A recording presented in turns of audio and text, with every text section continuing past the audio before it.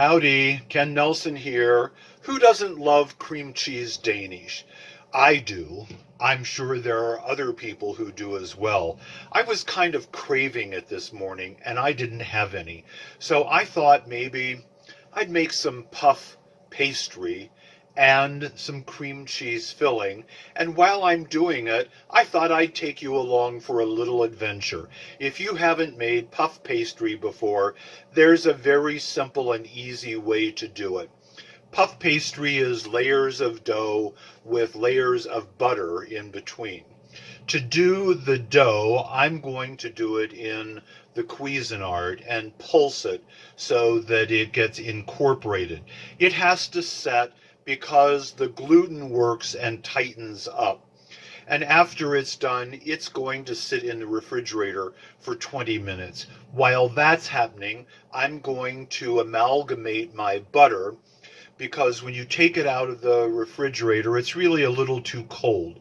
The butter has to be to a place where it will fold and bend and spread out while you're rolling it. So let's make the dough and get this process started. So for the dough, we're going to use 2 cups of flour,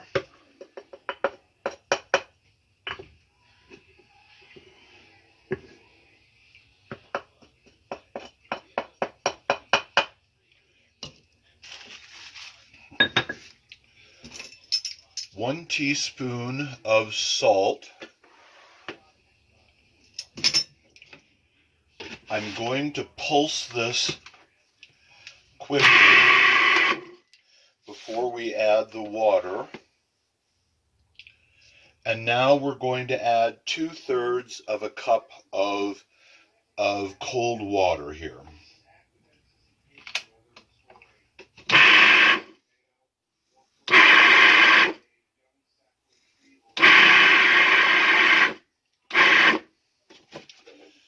Now we're going to pinch the dough and check it.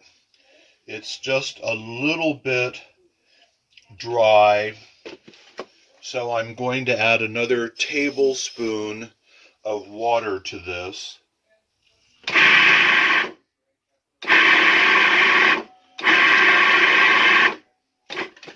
Just because it's important to have our dough hydrated so it will stick together and be pliable. If it's too dry, it won't form a good dough to roll out for the puff pastry. Now I'm going to put the dough into a bowl just because it makes it easier to join together and form into a ball that we can flatten. And after this is flattened, we're going to wrap it in plastic and put it in the refrigerator to chill for 20 minutes. When dough is worked like this, when flour is worked like this, it has a tendency to tighten the gluten up.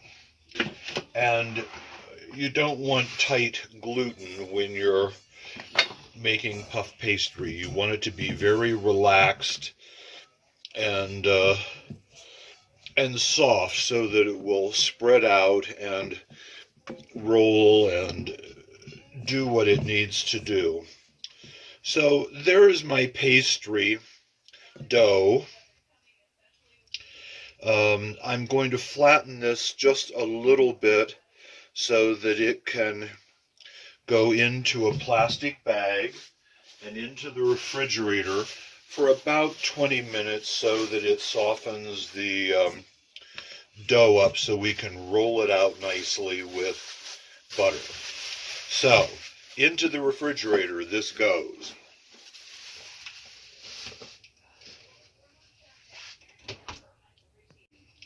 Now I'm going to amalgamate our butter, and that means that I'm going to cut these 2 cubes or 2 sticks of butter, which totals about 8 ounces of butter, into 1/4-inch wide slices.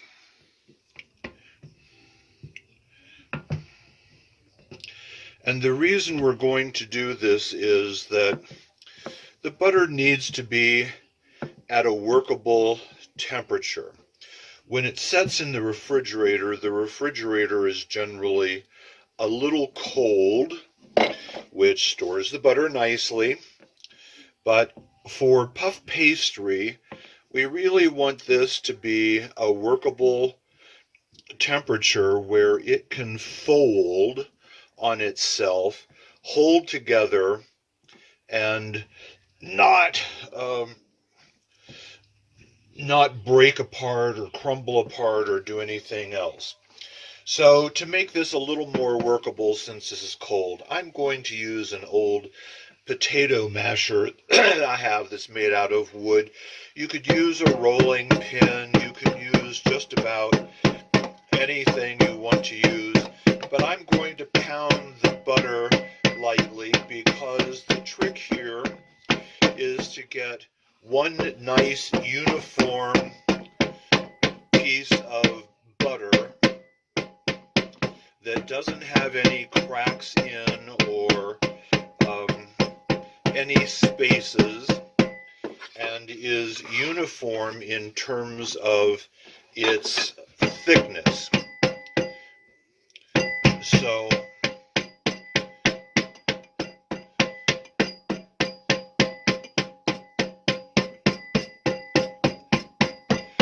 by working the butter like this, it warms it up just a little bit. It gets the slices all kind of stuck together.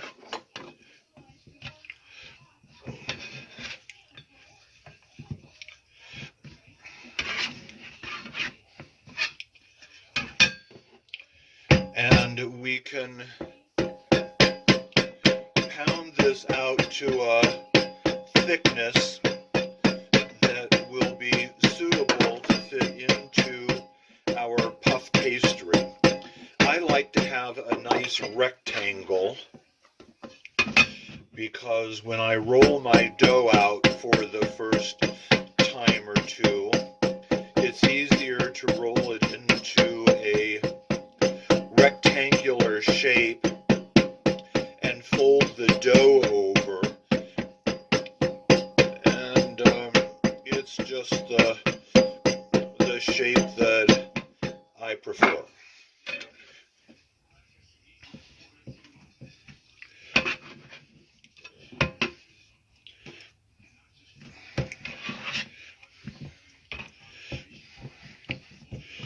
So the butter is warming up a little bit, but we still have a few spaces in it here and there. And so I'm going to continue pounding it with my potato masher to kind of get the butter to be a uniform mass. Okay, that's looking pretty reasonable. I'm going to sprinkle a little bit of flour on the surface here because next I'm going to use my tapered rolling pin and start to roll this into a little more uniform rectangular shape.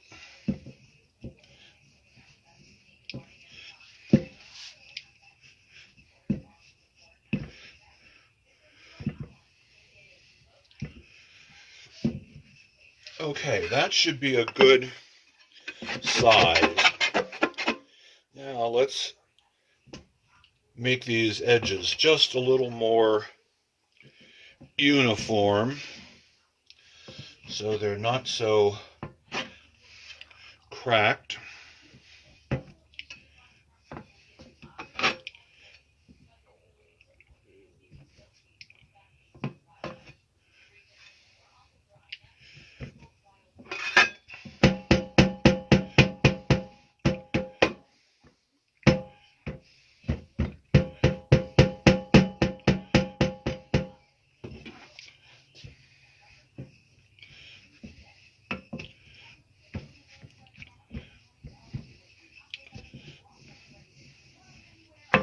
And our butter is softening up just a little bit.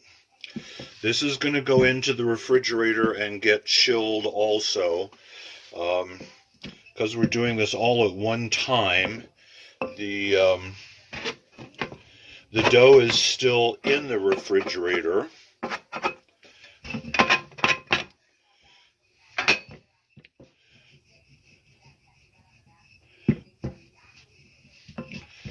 And we'll stay there for just a few minutes more. And that will give the butter a chance to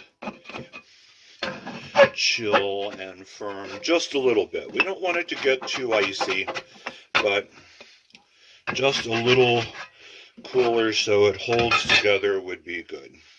Okay.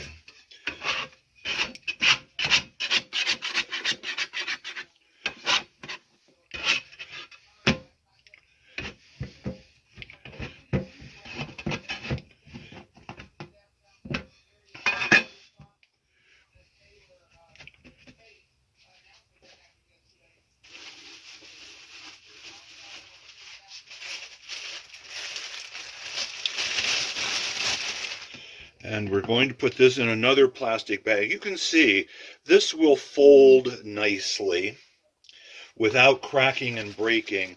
And that's just about where we want this to be in terms of temperature. Because if the butter breaks, then you get layers of dough that stick together, and that's not necessarily a good thing.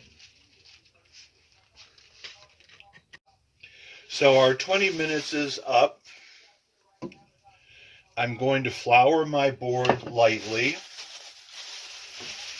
I'm going to take my dough out of the plastic wrap. It's had a chance to relax. Again, I'm going to use my tapered rolling pin to kind of get the initial shape, and I'd like to have a rectangle out of this so that we can fold the butter over.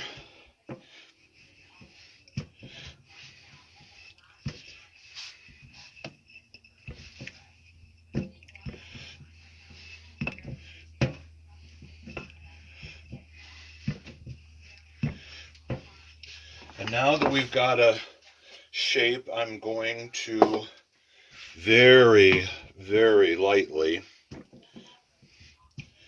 flour the surface, get my regular rolling pin out, and roll this out so that it's about 1/4 of an inch thick, and so that it's wide enough that when I put the butter on here, that it's going to be able to wrap over and enclose the two sides of the butter. So we've got a full layer of dough. You'll see this in just a moment, and it will make a lot more sense. Okay, let's get our butter out and see if this is going to fit.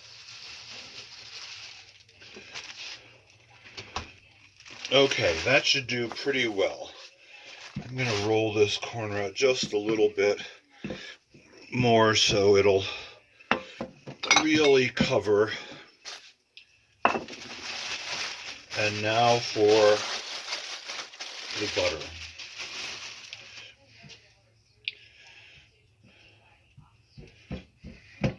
Okay, now fold one side over, press it down, fold the other side over, press it down,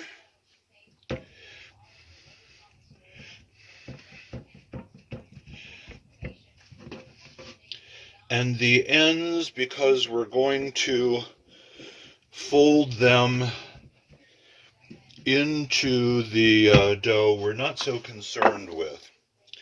So I'm going to roll this just a little bit longer this way, And now I'm going to fold this in thirds. I'm not putting any extra flour on here because the layers of dough kind of need to stick together. Being able to do this is called a turn when you've done 2 of these. And if you're a good mathematician, you can figure out that we've got 2, 4, 6 folds of dough and as many layers of butter. Now I'm going to roll this out again because the dough is still relaxed enough that we can do this. And I'm going to do this in a long rectangle because it will keep those ends enclosed in the dough. And the butter will not leak out or spread out.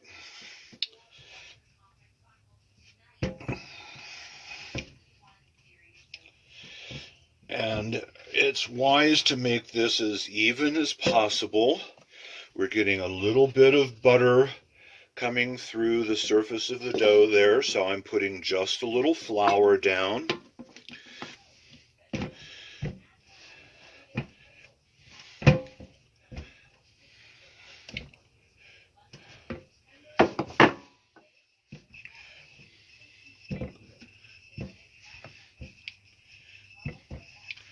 And now we've got a nice rectangular shape.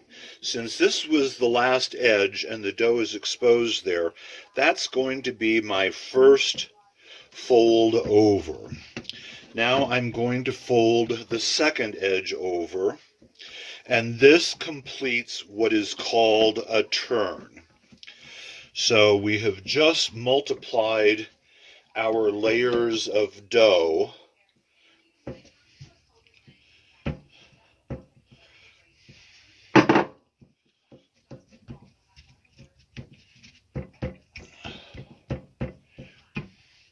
And now this can go back in a plastic bag and go back in the refrigerator for 20 minutes to half an hour to let the dough, the gluten, relax. While our dough is relaxing, I'm going to start putting together our cream cheese filling. To do that, I'm going to use 4 ounces or half a container of cream cheese. This needs to soften to room temperature. So for the moment, I'm just going to put this in a bowl and not try to mix it because it's going to be too stiff. I'm going to add a tablespoon of cream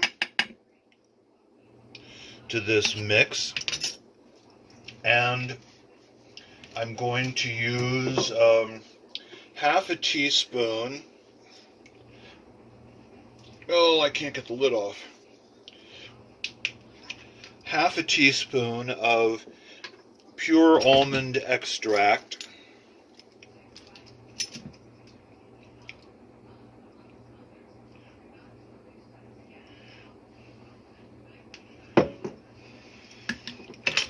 And half a teaspoon of vanilla extract. Oops, got a little carried away. And I'm going to add 2, maybe 3 tablespoons of sugar. Let's try it with 2 first and see if that makes it sweet enough. We can always add another one later. We don't want this to be so sweet that it's just overwhelming, but it needs to have a little sugar to it. I'm going to let this set for well, until after the dough comes out and we do our next fold, and that will soften the cream cheese. And then I'm going to mash it all together, probably with a fork, to get it to be kind of smooth, and then we'll use a whisk to make it a little light and frothy. So with that being said, let's use a piece of plastic wrap and cover this. And now it too can set for 20 minutes until it softens. Our 20 minutes is up for letting the dough relax. And to make sure that it's nicely relaxed, if you press your finger into the dough and it stays there, you can tell it's relaxed and it's ready to be worked for the next step. So, with that being said, I'm going to flour my board very lightly. I'm going to put my dough seam side down. I'm going to flour again very lightly, and I'm going to begin rolling this dough out. I want to keep it as rectangular as possible, just because it makes it more manageable and easier to work when you get a little farther along.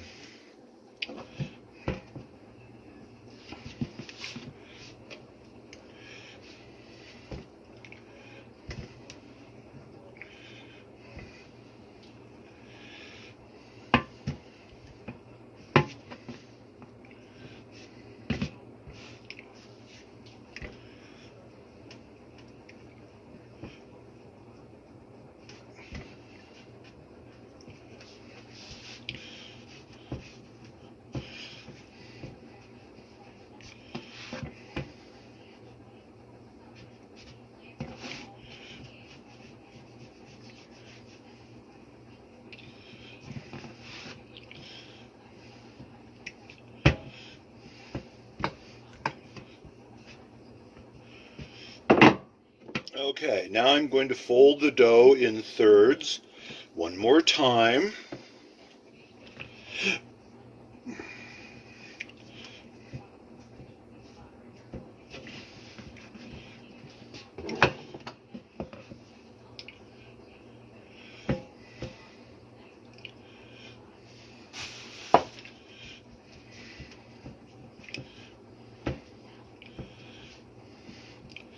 I can feel the dough is tightening up just a little bit because it's been stretched. Let's see.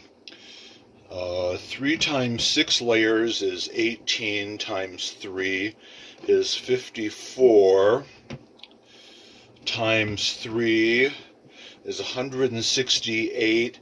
So we've got approximately 168 layers going into this. And those are very thin layers of the flour, water, salt, dough, and butter alternating. So I'm working this a little slowly because I don't want to break or tear any of the layers, and if you're too strong with it and push it too far, the dough will have a tendency to tear and the butter will smear, and you end up with a puff pastry that doesn't rise well. So it's advantageous to take your time, do this slowly, keep it as uniform as possible, and not make any really strident moves to the dough, because we really want this to puff up and do nicely. It's actually the layers of butter has a certain amount of moisture. Most butter in the United States is 85% butter fat, with 15% whey.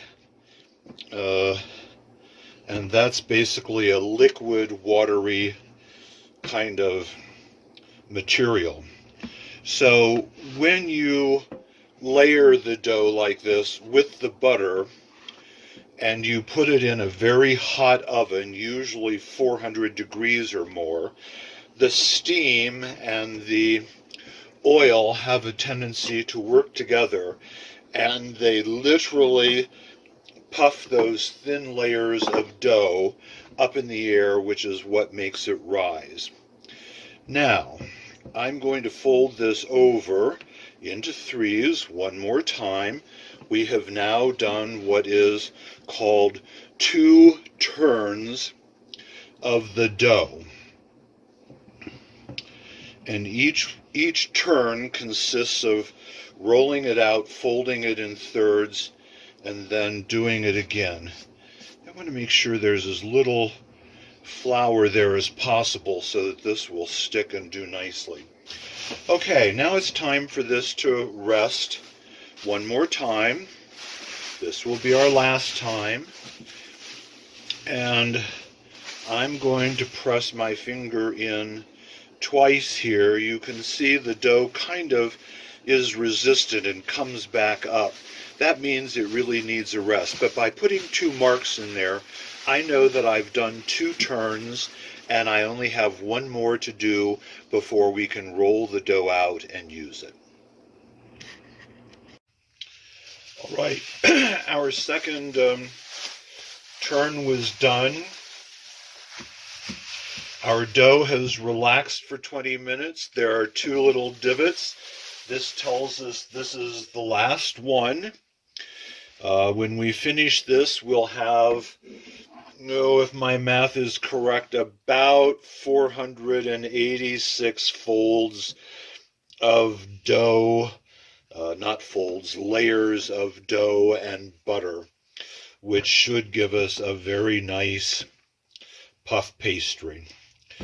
See how easy this is to roll out. I'm not putting a lot of pressure on here. The dough has relaxed very nicely, and when it's relaxed, it's quite easy to roll out and keep its rectangular shape.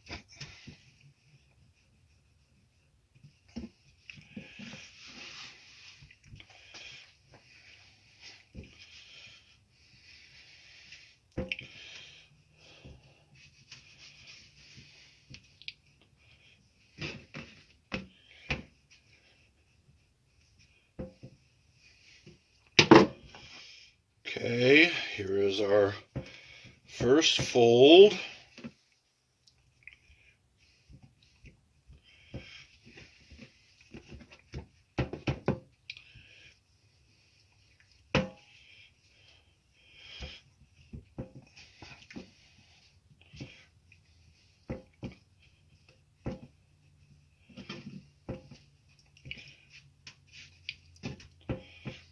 Again, I'm doing this very gently because I don't want to tear the layers of dough and butter. I want to keep them as intact as possible. And you can see on my rolling pin that it's getting a little thin layer of butter coming through the dough. It's because the layers of pastry are very, very thin. 486 layers after this turn.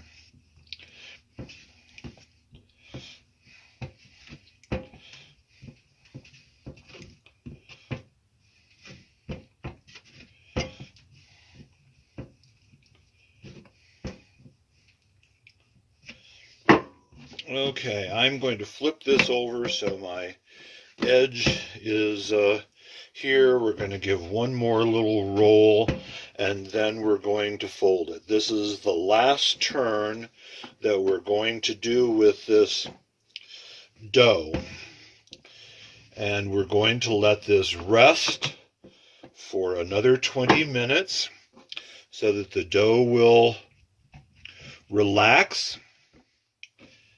And then we're going to roll it out into a nice sizable sheet of puff pastry that we're going to cut and form our Danish out of.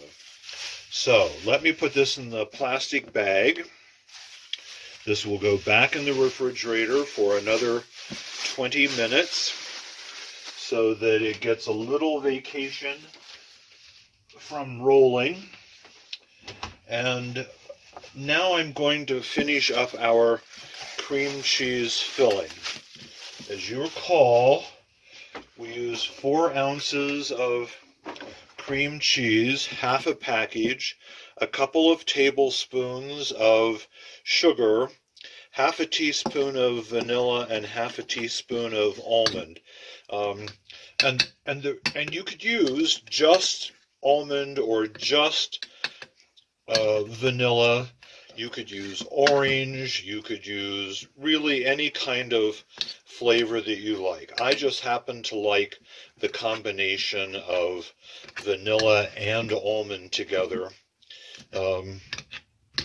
So I use them half and half as a flavoring agent. And now I'm just going to use my fork and break the cream cheese apart. It has softened considerably from what it was 20 minutes ago. And now I'm just going to kind of mix this all together so that the sugar and flavorings are incorporated into the cream cheese. I may actually use my whisk on this once it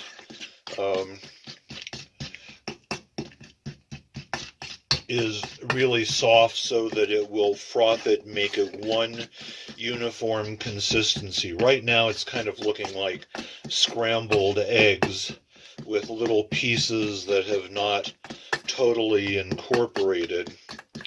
And I want this to be a nice, smooth, creamy mixture.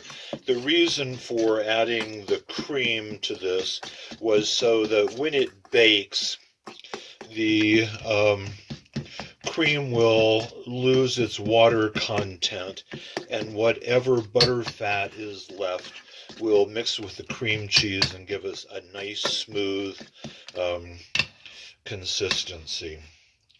Okay, well, I'm down to some kind of small pieces here. Oops. I'm going to use the whisk and see if we can get this a little more uniform. You could use an electric mixer if you have one, but this is just so simple and easy. It doesn't take a lot of effort to cream the cheese and all of the other things together. And this is looking much more uniform in consistency. The cream cheese is getting mixed into the sugar and the flavorings, and this is looking much smoother. So let's taste this a little bit.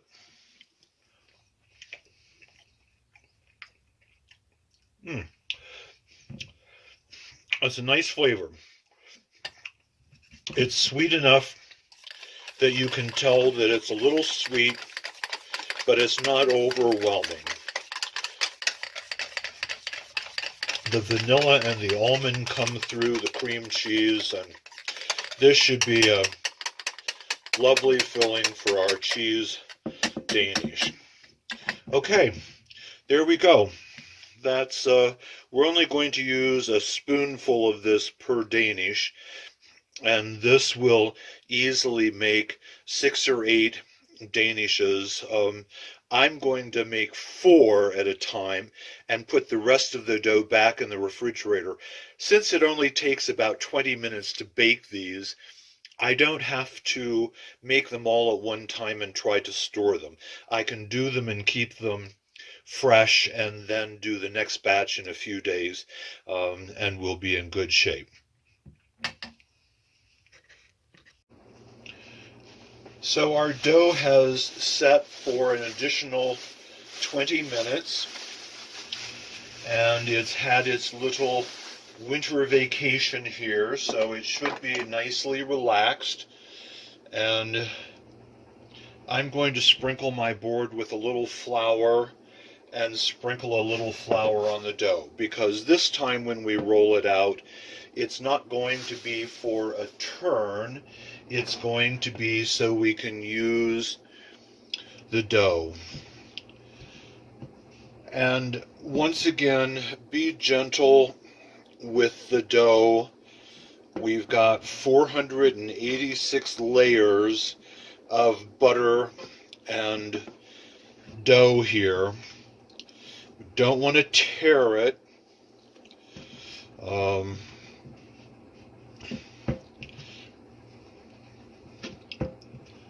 And we want to keep it as close to a rectangle as we can, so it just makes it easier to cut out and use.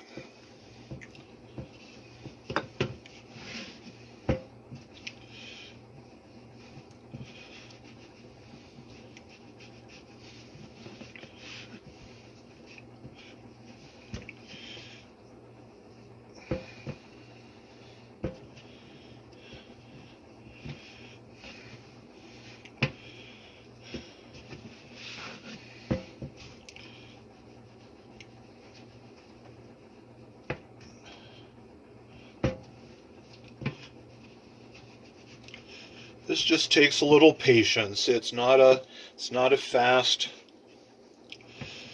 process,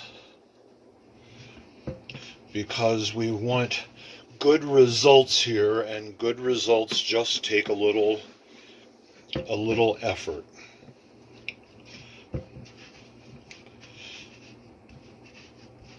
I'd like the finished dough to be rolled out to approximately 1/4 of an inch, maybe ever so slightly thicker, but not by much,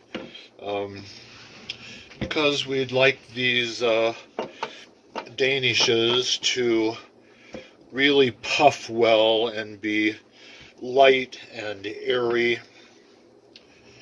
and crispy. And that's achieved by keeping the dough nicely chilled and keeping those layers of butter in play so that they steam and puff up and create a nice finished product for us.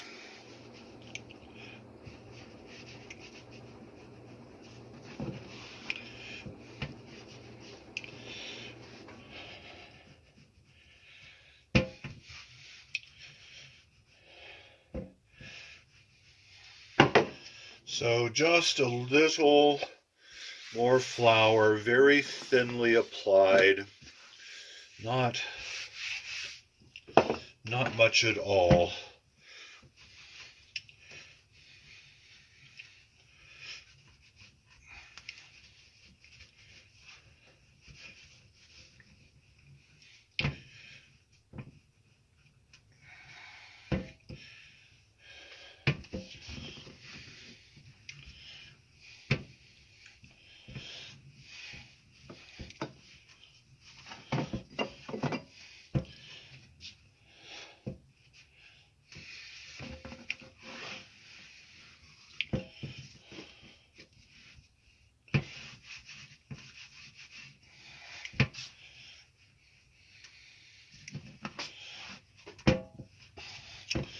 We're getting very close to the 1/4 of an inch or so thickness that I'd like to have.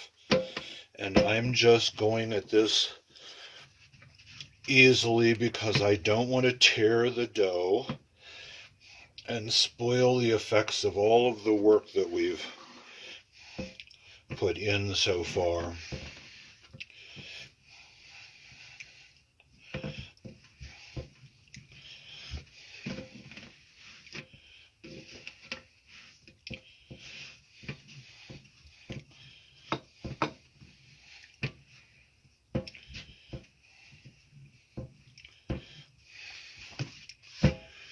So I can see the dough is pulling up and tightening a little bit, meaning it's probably not going to get worked much more than that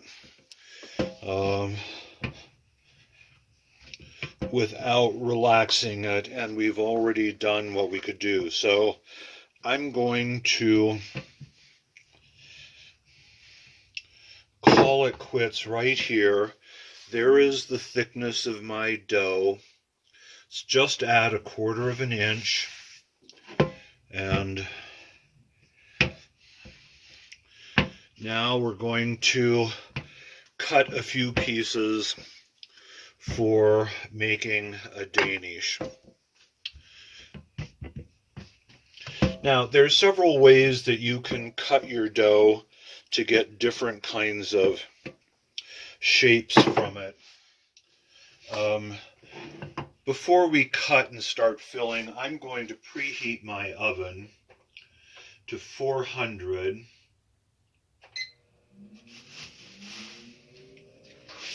Because that's the temperature that I would like. And let's see if we can roll this corner out to be just slightly more square, so we don't have to trim off a lot of excess dough. And I'm going to use a pizza cutter here because it will roll through the dough and not tear it or stretch it. And I'd like these to be about 4 inches or so square. So I'm going to start right there, and then I'm going to cut this in half. That'll give me 2 pieces of dough.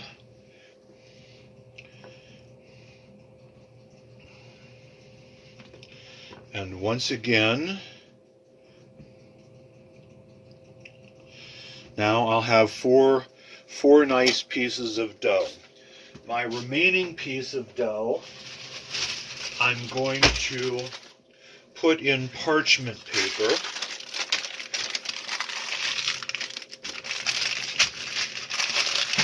I'm going to put it back in the bag. At this point, you could fold it if you'd like.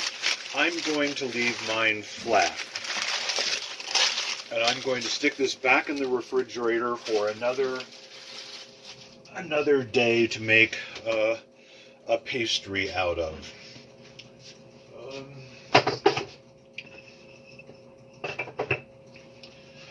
going to get my pan out here, and instead of cutting this into ropes and twisting it, which is one of the ways that Danishes are made, I'm going to use a different method. I'm going to come in here and fold my cut square in half to form a triangle. I'm going to make 2 cuts through the dough, leaving the ends connected here. I'm going to pull my dough over and over again and just kind of press it down onto the lower bit of the dough. This is going to form a little pocket for the cream cheese filling to go in. And I use just a little bit of water so that the dough would kind of stick to itself. Now for the next one. I'm going to cut in about 1/2 inch away from the edge, make a cut, leaving it connected in the center there, making another cut, folding it out,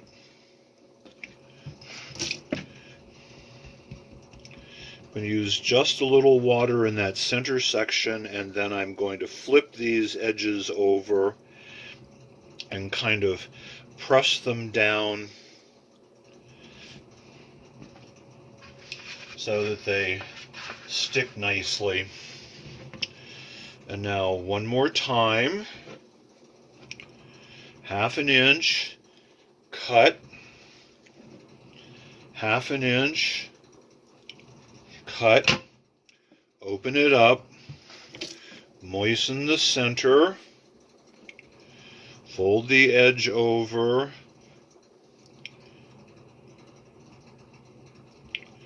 and press it down.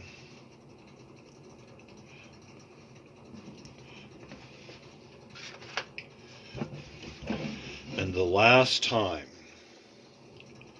or the last piece of dough, 1/2 inch, cut, 1/2 inch, cut, moisten the center of the dough,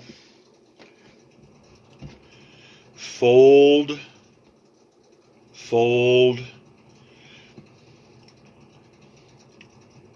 press it down. Okay, that gives us basically our puff pastry with a little pocket for the dough. Now, to get these to brown just a little better and look a little more spectacular, I'm going to use an egg yolk wash on the dough, and I'm going to do this before I put the cream cheese in. The reason for that is that it's just easier to use a brush with egg wash on it before you put the cheese in.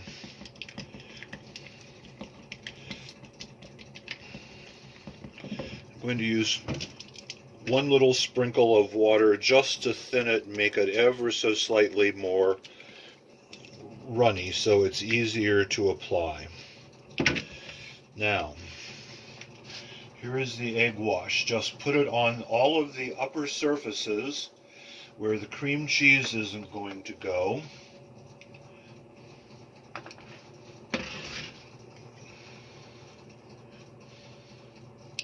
And this will make the dough nicely brown, kind of the way it would look if it came out of a bakery.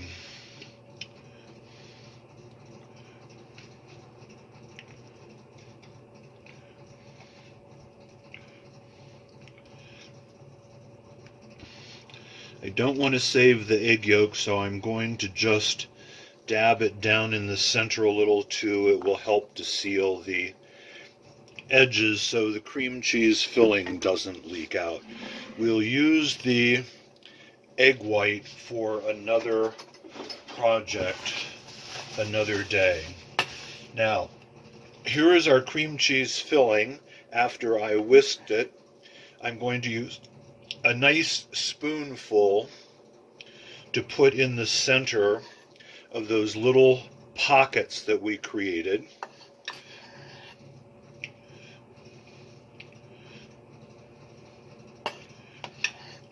And we're going to have enough of this left over for easily another day.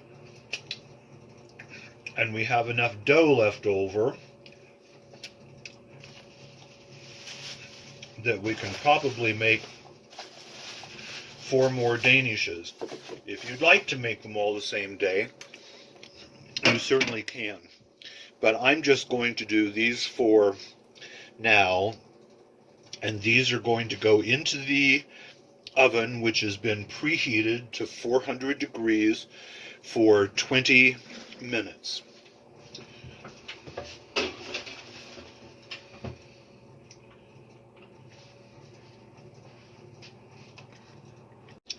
The bell or chime just went off for the oven.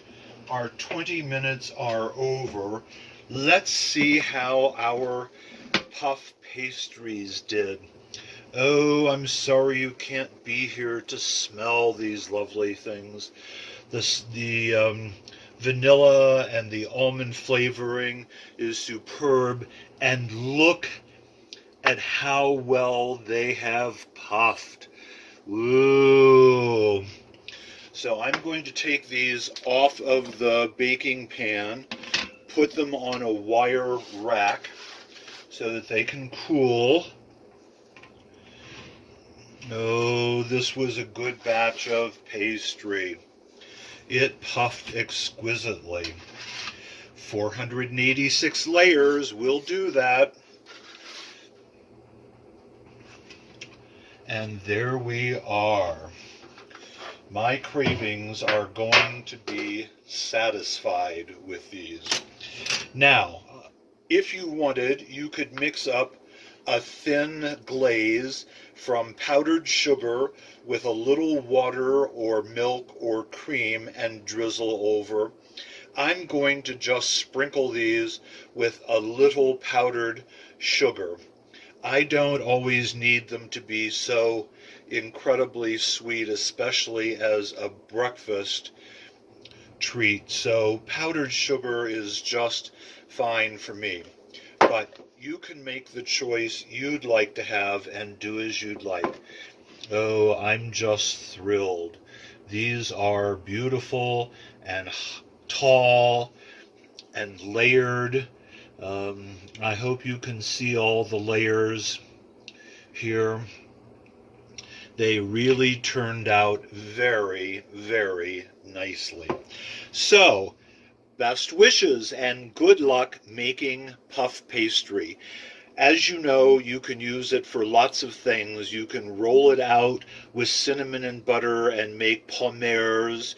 You can do all sorts of things. It's only limited to your imagination. All right, take care. Bye now.